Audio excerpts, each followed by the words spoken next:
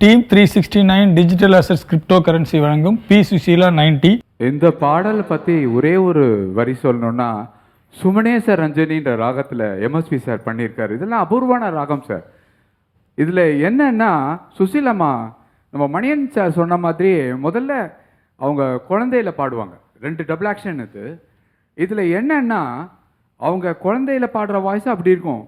கிருஷ்ணா சுகமா கண்ணா சுகமான்னு அந்த மேலேருந்து பாடுற தாய் பாடுறதுல அந்த மெச்சூரிட்டி ஆஃப் த வாய்ஸ் தெரியும் சார்.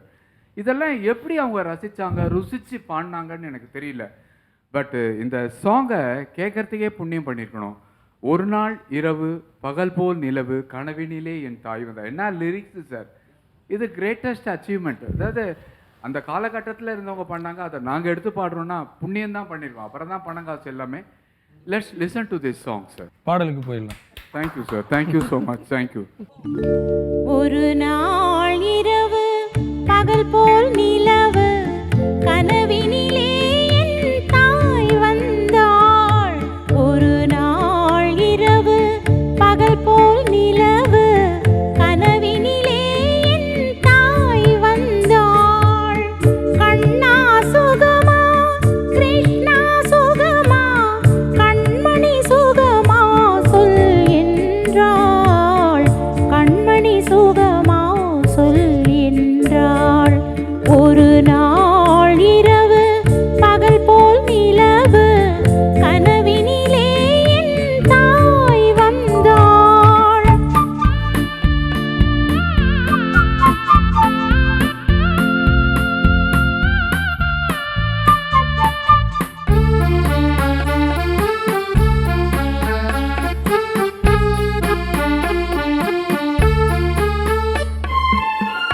குங்குமம் இருந்தது நெற்றியிலே, சிறு குழப்பம் மிதந்தது கண்களிலே.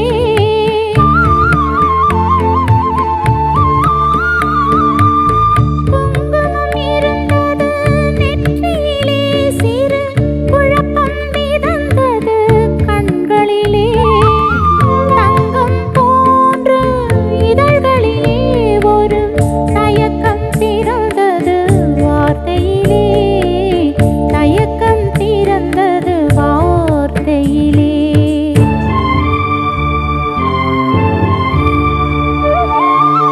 என்னுயிர் தாயே நீயும் சுகமா,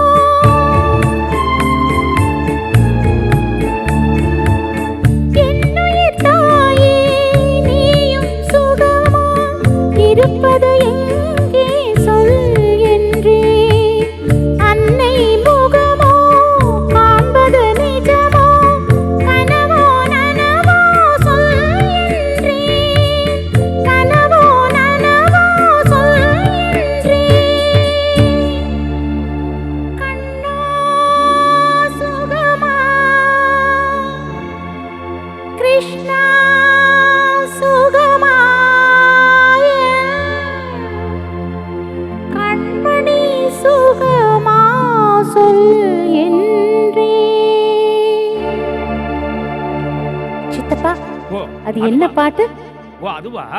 அது ரேடியோகிராம் பாடுதுன்னு நினைக்கிறேன். இந்த வேலைக்காரன் தெரியாமல் ஏதாவது போட்டு வந்திருப்பான். நான் போய் அதை அனுப்பிச்சிட்டு வந்துடுறேன். வேண்டாம் சித்தப்பா, அந்த பாட்டே இருக்கட்டும். கண்ணா சுகமா கிருஷ்ணா சுகமா கண்மணி சுகமா சொல் என்றே. கண்மணி சுகமா சொல் என்றே.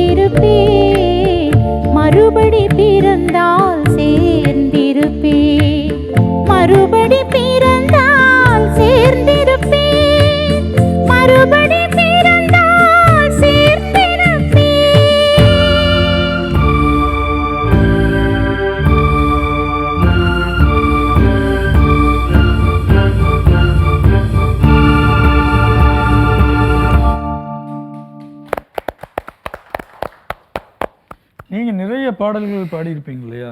நமக்கு எவ்வளோ நிறைய நீங்கள் ஒரு ப்ரொஃபஷனலாக அதை எடுத்து பாடினாலும் உங்களுக்கு ஃபேவரேட்டான ஒரு பி சுசீலாமாவோட பாடல் ஒன்று இருக்கும் இல்லையா? சொன்ன மாதிரி சுஷீலாமாவோடைய ஆல்மோஸ்ட் அவங்களுடைய பாடல்கள் எல்லாமே எனக்கு ரொம்பவே பிடிக்கும். ஏன்னா அவங்களோட பாடல்களை தான் நான் நிறைய எடுப்பேன். எனக்கு ஏற்றபடியே எனக்கு மனசில் என்ன இருக்கோ அது இறைவனுக்கு தெரிந்த மாதிரி எனக்கு ஸ்ரீதர் சாருடைய அவருடைய குழுவில் பாடுற ஒரு பாக்கியம் இருக்குது எனக்கு. அவருக்கும் பிடித்த பாடகி வந்து சுசீலாமாங்கிறது இங்கே ஒரு பெரிய விஷயம். ஸோ அவர் எந்த பாடலை அவர் மைண்டில் நினச்சாலும் கரெக்டாக நான் சொல்லுவேன், சார் இந்த பாட்டை நம்ம பாடுறோம் சார். பார்த்தா ரெண்டுமே பி சுஷீலாமாவுடைய பாடலாக இருக்கும். அதில் எனக்கு மனசுக்கு ரொம்ப பிடிச்ச பாட்டுன்னும் போது மணியன் சார் ஏற்கனவே சொன்னார், அந்த பாடலை அவங்க பாட முடியாமல் வீட்டுக்கு போய் அதாவது பாட முடியாமல் கூட இருக்காது, அவர் மனசு என்ன நினைக்கிறதோ அதை நான் கொடுக்க முடியுமான்னு அவங்களுக்கு ஒரு சந்தேகம் வந்துருச்சு. ஆனால் சிறப்பாகவே பாடி அவரும் வந்து தம்ஸ்அப் கொடுத்துட்டார். எம்எஸ்வி ஐயா ஒரு தம்ஸ்அப் கொடுத்துட்டாருன்னா அது வந்து ஆஸ்கார் அவார்டு மாதிரி. நாங்கள்லாம் நிகழ்ச்சியில் பாடும்போதே நல்லா பாடியிருந்தா ஒரு குழந்தை மாதிரி அவர் அப்படி செய்வார். ஸோ சுசீலாமாவுக்கு சொல்லவே வேண்டாம். ஒரு நாள் இரவில் கண் உறக்கம் பிடிக்கவில்லை, வருவான் கண்ணன் என நினைத்தேன் மறக்கவில்லை. ஒரு நாள் இரவில் கண் உறக்கம் பிடிக்கவில்லை. இந்த பாட்டு எனக்கு மனசுக்கும் எனக்கு ரொம்ப பிடித்த பாடல். ரொம்ப ரொம்ப ரொம்ப சுசீலாமா அவங்களோட பாடல் பதிவில் நடந்த சுவாரஸ்யமான சம்பவம் ஏதாவது? பாடல் இப்போ அந்த ஒரு நாள் இரவு சொன்னாங்க, ஒரு நாள் சொன்னேன். அதே மாதிரி ஒரு ரெக்கார்டிங்காக ஒரு பாட்டு போய்ட்டு ப்ராக்டிஸ் பண்ணிவிட்டு ரெக்கார்டிங் சமயத்தில் திடீர்னு இந்த பாட்டில் வேறு டியூன் போடுறேன், டியூனை மாற்றி பாடணுன்ற சமயத்தில் அதை பிடிச்சி பாடுறது எவ்வளோ கஷ்டம். அந்த ஒரு சாதனை சுசீலாமாவுக்கு வந்திருக்கு. அது எப்போனாக்க இந்த ஸ்ரீதர் படம், அந்த ஸ்ரீதர் படத்தில் நடிக்கிற படத்துக்கு ரெக்கார்டிங் போய் வச்சு பாட்டு பாடி சோலோ பாட்டு ரெக்கார்டிங் தேட்டர்லாம் போய் வச்சு எம்எஸ்சி தான் மியூசிக்கு. இவருக்கு என்ன பழக்கம், ஸ்ரீதருக்கு எப்போவுமே எம்எஸ்சிக்கு என்ன பழக்கம்னா அந்த ரெக்கார்டிங் டயத்தில் எல்லோரும் அந்த படத்தை சம்மந்தப்பட்டவங்க ப்ரொடியூசர் டைரக்டர்லாம் ஏன்னா டைரக்டர் என்ன இருக்கிறா அதுதான் நான் பண்ணுறேன், அதனால் அவங்கெல்லாம் கண்டிப்பாக இருக்கணும். அப்படின்ற சமயத்தில் ரெக்கார்டிங் பார்த்தாக்க ஸ்ரீதர் காணும். எங்கப்போ அவங்க டேரக்டர்னு கேட்டோம். கோபு சொன்னால் அவங்க வெளியில் மரத்து மேலே இருக்கார், அங்கே முன்னாடி இருந்துட்டு இருக்கார், என்ன ஒரு டென்ஷனாக இருக்கார் அப்படின்னு. உடனே எம்எஸ்சி அங்கே வந்து ஏன்ப்பா என் டென்ஷனாக இருக்குன்னு, இல்லை எனக்கு பிடிக்கல, என்னவோ பண்ணிக்கோங்க நீங்கள் இப்படி. ஏன்பா இப்படி சொல்கிறேன் அப்படின்னு. இல்லை எனக்கு இந்த டியூன் பிடிக்கலை அப்படின்னு. வேறு பொண்ணு, என்ன இப்படி சொல்கிறேன் நீ அன்றைக்கி நான் ஓகே பண்ண, நான் ஓகே பண்ணிட்டேன், நாம் எல்லாம் ஓகே சொன்னாங்க, ட்ரூப்பில் எல்லாம் ஓகே சொன்னாங்க, நான் ஓகே சொல்லு, நான் ஓகே சொன்னால் ஆச்சா அப்படின்னு கேட்டேன். சரி இப்போ உனக்கு என்ன வேணும்னு. இல்லை எனக்கு வந்து இந்த ஹீரோயின் வந்து என்னென்னாக்கா ஆள் மாறாட்டம் பண்ணிட்டு அங்கே வந்து உட்காந்துருக்கா, அவள் ஜெயிச்சு நடந்துருச்சு, அதை சந்தோஷமாக பாடுற சமயத்தில் அதை எப்படி இருக்கணும் சொல்லிட்டு அந்த இடத்துல வந்து ஸ்ரீதர் வந்து அவர் நினைக்கிறது அப்படியே ஆக்ட் பண்ணியே காட்டினார். குட்டிக்காரன் ஒன்று தான் போடல, மற்றபடி எல்லாம் பண்ணி காட்டார் ஸ்ரீதர். உடனே எம்எஸ்சி இவ்வளோ தானே விஷயம் வா சொல்லிட்டு உள்ளே வந்து ரெக்கார்டிங்கில் இருக்கிற சுசீலாமாட்ட வந்து ரெக்கார்டிங் கேன்சல், இப்போ வேறு டியூன் பாடுறம்மா சொல்லிட்டு திரும்பி டியூனை மாற்றி அந்த டியூனுக்கு அவங்க எப்போவுமே ஒரு பாட்டு ஒரு ரெக்கார்டில் பதிஞ்சுச்சுனாக்கா அதை திருப்பி மாற்றி பாடுறதுக்கு எவ்வளோ சிரமம். அப்படி சிரமப்பட்டு நைட்டு 2 மணி ஆச்சு அந்த ரெக்கார்டிங் முடியறதுக்கு. அதுதான் ஊட்டி வர படத்தில் தேடினேன் வந்ததுங்கிறத பாட்டு வந்தது. அந்த பாட்டு அந்த பாட்டுக்காக அவ்வளோ சிரமப்பட்டு அப்போ அது எவ்வளோ கஷ்டப்பட்டுருப்பாங்க அவங்க. ஏற்கனவே மைண்டில் பதிவானதை மாற்றி திருப்பி அதை கொண்டு வரது பெரிய கஷ்டம். அது அடுத்து ஒரு சாங் வந்து சுசீலாமா வந்து சான்ஸே இல்லை. கனவிலே வந்தவர் யாரென கேட்டேன், கணவர் என்றார் தோழி, கனவு முடிந்ததும் காணவில்லை. என்ன லிரிக்ஸு சார், என்ன லிரிக்ஸு சார். பாக்கியலட்சுமி படத்தில் இந்த பாட்டை சுசீலாமா பாடணும். மாலை பொழுதின் மயக்கத்திலே ஒரு கனவு கண்டேன் தோழின்ற பாட்டை ஜெயஸ்ரீ பாடி நீங்கள் கேட்கணும் சார். என்ன பாடுவாங்க தெரியுமா?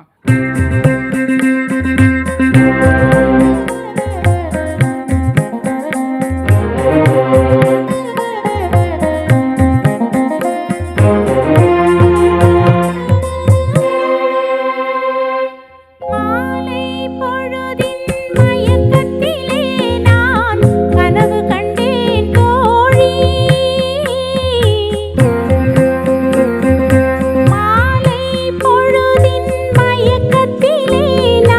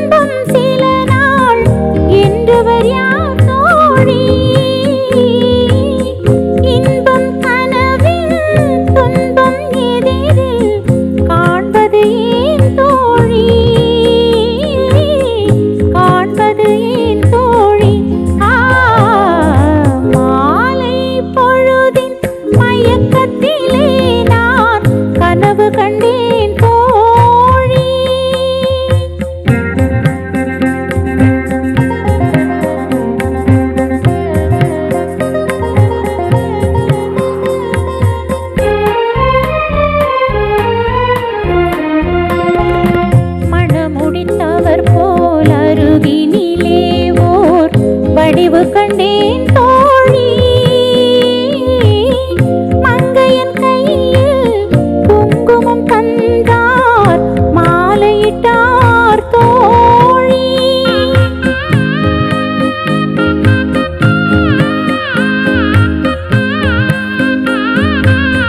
வழிமறந்தேனோ வந்தவன் நெஞ்சில் சாய்ந்து விட்டேன் தோழி அவர் மறவேன் மறவேன் என்றாருடனே மறந்து விட்டார் தோழி பறந்து விட்டார் தோழி மாலை பொழுதின் மயக்கத்திலே நான் கனவு கண்டேன் தோழி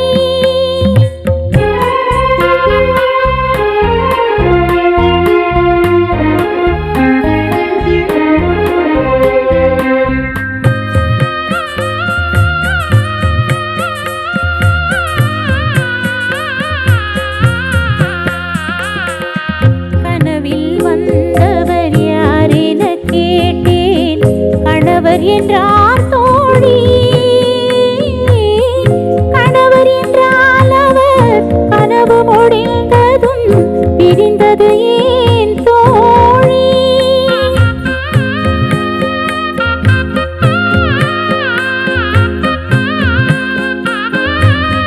இளமையெல்லாம் வெறும் கனவுமயம் இதில் மறைந்தது சில காலம் தெளிவும் அறியாது முடிவும் தெரியாது மயங்குது எதிர்காலம்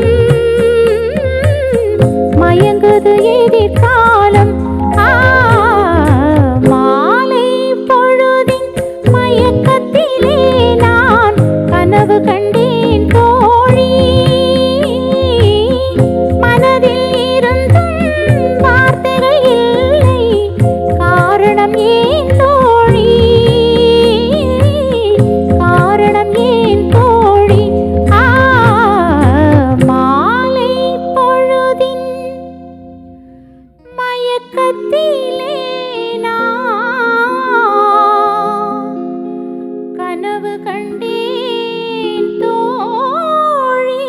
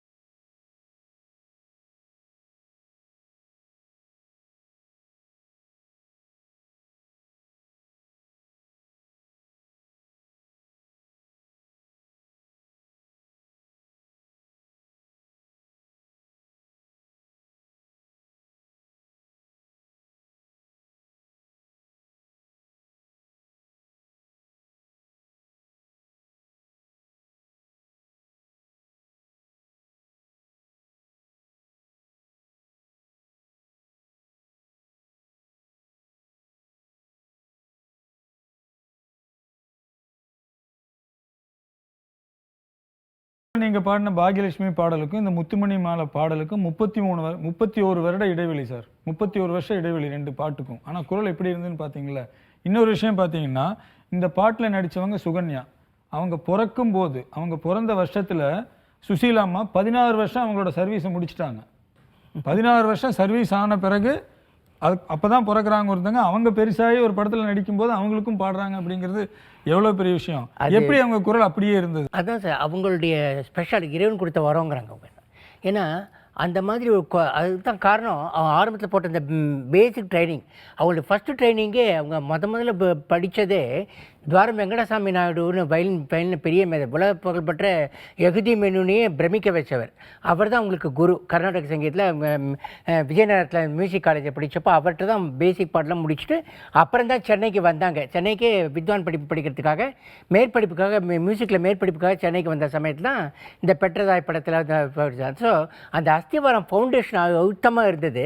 அதை வந்து ஜி ராமநாதன்லாம் ரொம்ப டியூன் பண்ணி விட்டாங்க.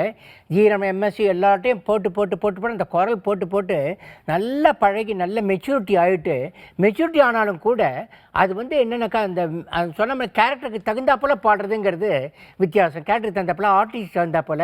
இவ்வளோ குஷ்புக்கே பாடிருக்காங்க அவங்க முதல் படத்தில், வருஷம் 14 படத்தில் அது பாடிருக்காங்க. இப்போ சுகாசினிக்கு பாடிருக்காங்க. அந்த மாதிரி எல்லாருக்கும் இளைய தலைமுறை இருக்கிற இப்போ இருக்க ஜென்ரேஷன் எல்லாருக்குமே அவங்க பாட்டு. நான் சொன்னேன் இல்லையா, அந்த பாட்டு பேபி ஷாம்லிக்கு பாடியிருக்காங்க. ஆமாம். அதை விட என்ன இருக்கு? ஸ்ரீதர்ட்ட எனக்கு ஒரு கேள்வி இருக்குது.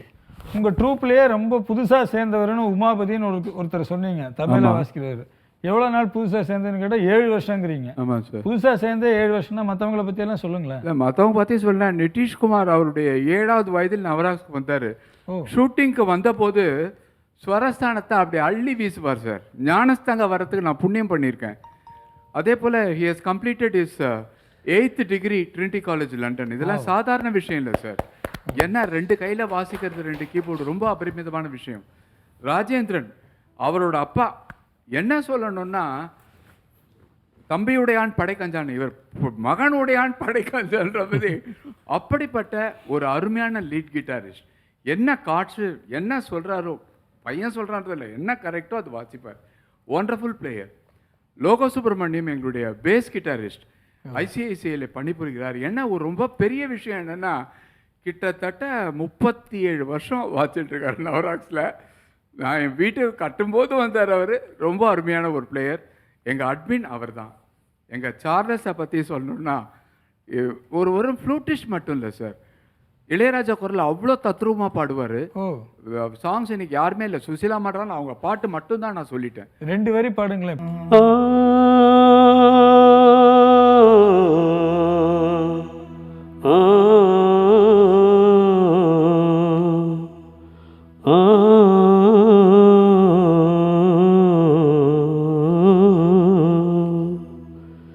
தென்பாண்டி சீமையிலே தேரோடு வீதியிலே மான் போல வந்தவனை யாரடிச்சாரோ யாரடிச்சாரோ யாரடிச்சாரோ.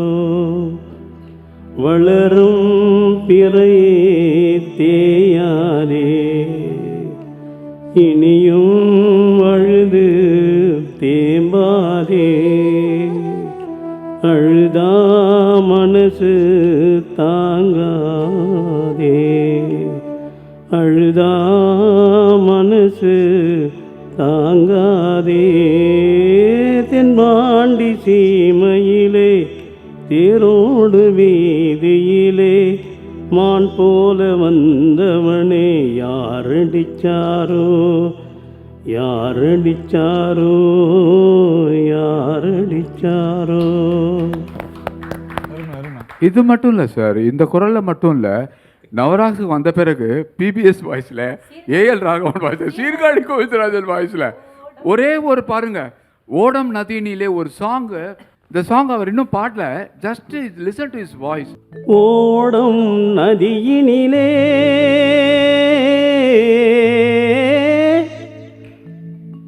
ஒருத்தி மட்டும் கரையினிலே,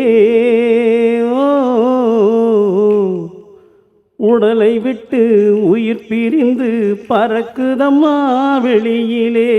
உடலை விட்டு உயிர் பிரிந்து பறக்குதம்மா வெளியிலே. எத்தனை வாய்ஸ் அவர் அப்படியே கொண்டு வந்துட்டேன் சார். என்னன்னா அப்படிப்பட்ட ஒரு நட்பு சார் எங்களுது. நெக்ஸ்ட் திங், எங்கள் குழுவோட ரிதம் ஒர்க் ஸ்டேஷன் சொல்வேன். நாகசுப்ரமணியம் பற்றி நானே அவர்கிட்ட தான் கற்றுக்கிறேன் சார். இந்த நடான்னு சொல்வார், மறந்துட்டேன் இத்தனை பாட்டு எல்லாத்தையும் பார்க்கும்போது. அருமையான சவுத் இந்தியாவிலே இப்படிப்பட்ட ஒரு பிளேயரை பார்க்க முடியாது. உண்மை, இது சத்தியமான விஷயம். நாகு என்ன பேடிங் பர்குஷன்ஸ் எல்லாம் வாசிப்பார். அருமையான ஒரு பிளேயர் சார். இவங்கெல்லாம் இருக்கிறதுனால தான் நவராகம் 51 வருஷம் போயிட்டுருக்கு, இல்லைன்னா 5 வருஷத்துல காணாமல் போயிடும்.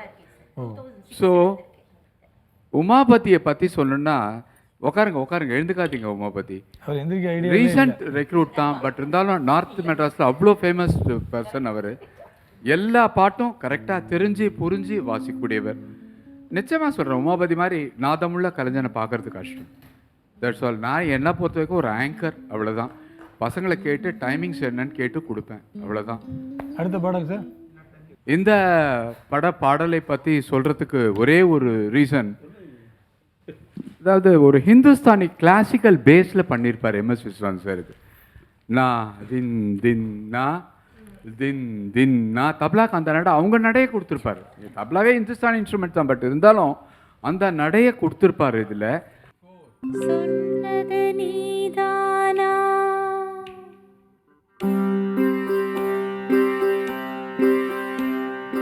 சொன்னது நீதானா சொல் சொல் சொல் என்னுயிரே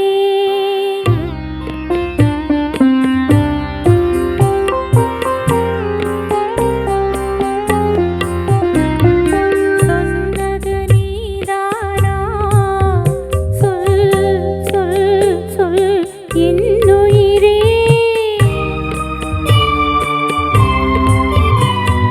சம்மதம் தானா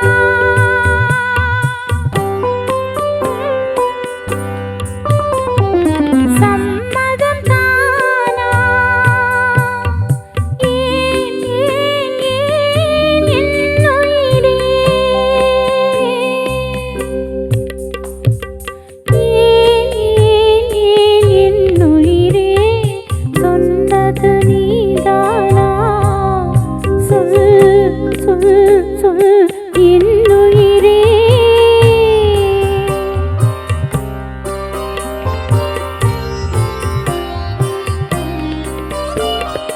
இன்னொரு கைகளிலே யா யா நானா என்னை மறந்தாயா ஏன் ஏன் ஏன் என்னுயிரே சொன்னது நீதானா சொல் சொல் சொல் என்னுயிரே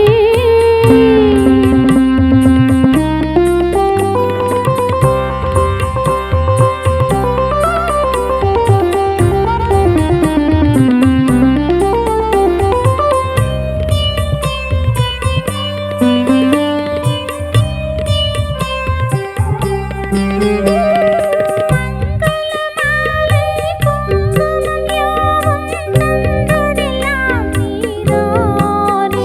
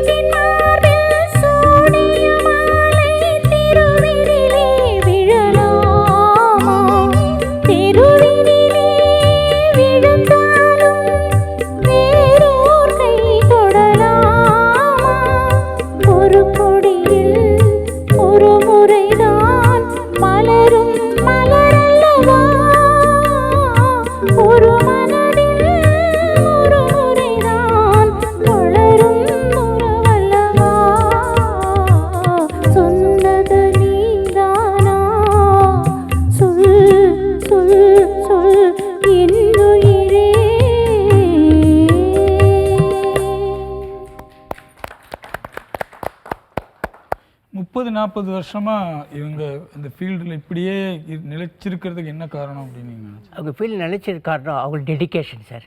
ஃபஸ்ட்டு திங் டெடிகேஷன், ரெண்டாவது அவங்களுடைய கடும் உழைப்பு, மூணாவது அவங்களுடைய இசை மேல இருக்கிற ஈடுபாடு, நாலாவது தெய்வத்தோடு வரல். அவங்க கேட்டாக்க அவங்க என்ன சொல்கிறாங்க, எல்லாம் கடவுளோடு இருக்கிறப்ப தான். கடவுள் மேலேருந்து எத்தனையோ கோடி பேர் இருக்காங்க, மாலை மேலேருந்து ஒரு மாலை தூக்கி போடுறது என் கழுத்தில் வந்து விழுந்துருச்சு, அதுதான் காரணம்பாங்க. அவங்க இப்போ சிம்பிளாக சொல்லிட்டு போயிட்டே இருப்பாங்க. ஆனால் அவங்களுடைய டெடிகேஷன் இதுவும் டெடிகேஷன் சொல்கிற ஒரு சின்ன சம்பவம் சொல்லணும்.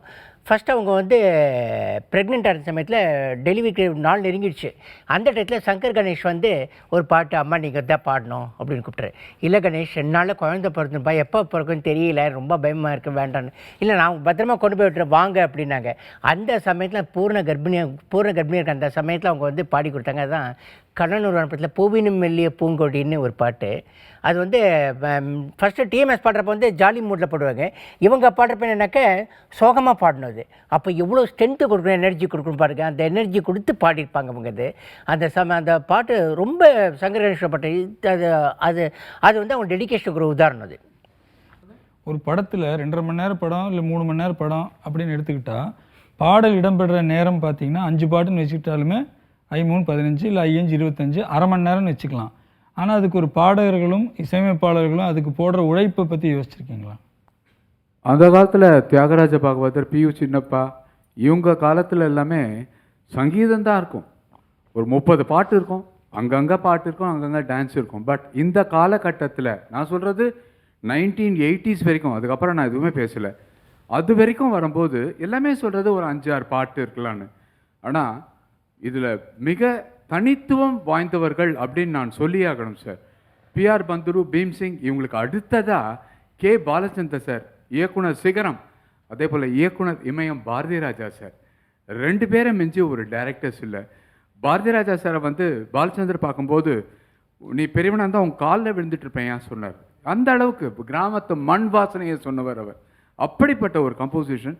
அஃப்கோர்ஸ் கேபிக்கு வந்து எல்லாமே வாச்சிருக்காங்க. பட் இசைஞானி இளையராஜா நிறைய வாச்சது யாருக்குன்னா பாரதிராஜாவுக்கு தான். முதல் படத்துலேருந்தே அவர் பாட்டு எல்லாமே சூப்பர் ஹிட் சார். இந்த மாதிரி ஏன் சாங்ஸ் வைக்கிறாங்கன்னா வெறும் உரையாடல்னா இருக்காது. இதோட பேரே வந்து வச்சுருக்காங்க, இன்றைக்கி நிகழ்ச்சி பேர் திரையாடல். அது என்ன, திரையை பற்றி பேசுகிறோம், பாடுறோம், எல்லாமே இருக்கணும். அதனால தான் அந்த 5 பாட்டு 6 பாட்டுன்றாங்க. அந்த மாதிரி நிறைய பாட்டு இருந்தாலும் போர் அடிச்சிடும். Only thing I tell you, இதில் எது ரொம்ப ரொம்ப இம்பார்ட்டன்ட்னா எந்த இடத்துல சுச்சுவேஷன் வைக்கணும், எந்த இடத்துல சாங் கம்போஸ் பண்ணணும். சும்மா எந்த இடத்துல ஒரு பாட்டு பாடுப்பா அந்த இடத்துல அதெல்லாம் கிடையாது.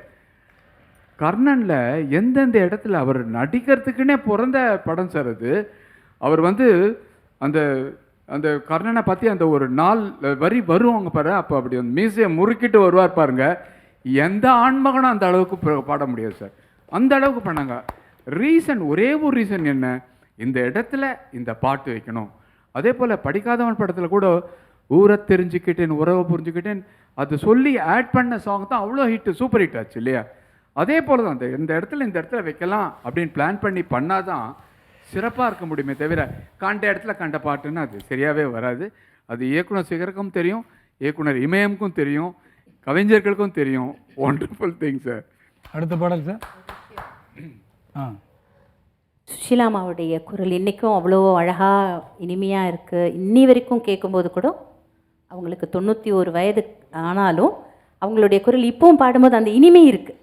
அந்த முதுமை காரணமாக தான் பாட முடியல. அப்போ நாங்கள் பல வெளிநாடுகளுக்கு போகும்போது அவங்கள நான் ஒரு தடவை கேட்டேன், எப்போலேருந்தம்மா நீங்கள் கிளாசிக்கல் படிக்க ஆரம்பிச்சிங்க? எனக்கு கிளாசிக்கல்லாம் தெரியாதுன்னு முதல்ல ஜோக் அடித்தாங்க. அப்புறமா சொன்னாங்க 12 வயதிலிருந்து அவங்க வந்து கிளாசிக்கல் படிக்க ஆரம்பிச்சிருக்காங்க. இப்போ 12 வயசுலேருந்து படிக்க ஆரம்பிச்சிருந்தாங்கன்னா எவ்வளோ சாதகம் பண்ணியிருப்பாங்க, எவ்வளோ அவங்களுக்கு ப்ராக்டிஸ் இருந்திருக்கும். அது வார்த்தைகளால் சொல்ல முடியாது.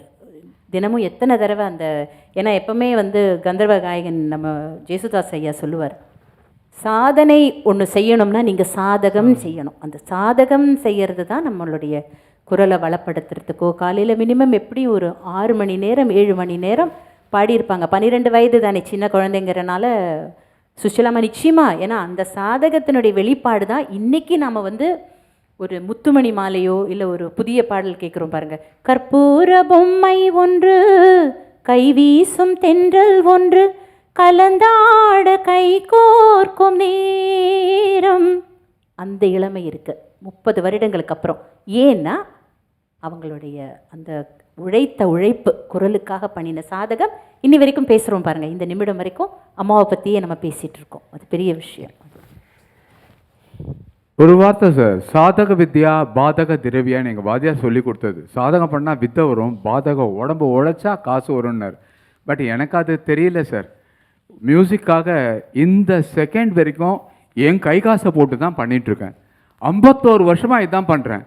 எனக்கு கவலையே கிடையாது சார். கடவுள் கொடுக்குறாரு, ஏதாவது ஸ்பான்சர்ஸ் மூலமாக எங்களுக்கு இருக்காங்க சார். சிவாஜி ரவி சார் இருக்கார், மக்கள் குரலில் எங்களுடைய சிஇஓ முத்துக்குமார் சார் இருக்கார், எவ்வளோ பேர் இருக்காங்க. இவங்க கொடுக்குறாங்க, நாங்கள் பண்ணுறோம். இல்லைன்னா பண்ணவே முடியாது சார். இன்னொரு விஷயம் நான் சொல்ல விரும்புகிறேன், இந்த மாதிரி பணத்தை மட்டும் எதிர்பார்த்து இந்த கலைக்கு வரக்கூடாது சார். கலைன்னு வந்தால் காசை பார்க்கக்கூடாது, காசுன்னு பார்த்தா கலை வராது சார், சத்தியமாக வராது. 51 வருஷம் இருந்து நான் இளமையாக இருக்கேன்னா இன்னும் அந்த கலைவாணி கொடுத்த அனுகிரகம் தான். இல்லைனா பல்லு பிடிங்கிருக்கோம், தலை நரைச்சிருக்கோம், இதெல்லாம் நான் எதுவுமே சொல்ல விரும்பல. Everybody knows about this. But only thing what I would like to tell you is, கலையை கலையாக பாருங்கள், காசாக பார்க்காதீங்க. செகண்ட் திங், இப்போது பாடப்போகும் பாடல் என்னன்றது நான் சொல்கிறத விட ஜெயஸ்ரீ சொன்னால் கரெக்டாக இருக்கும். நல்லதொரு குடும்பம், பல்கலைக்கழகம், நல்லதொரு குடும்பம், பல்கலைக்கழகம், அன்புமணி வழங்கும் சுரங்கம், வாழ்க வாழ்க. எங்கள் வீடு கோகுலம், என் மகன் தான் கண்ணனாம், தந்தை வாசுதேவனோ தங்கமான மன்னனாம்.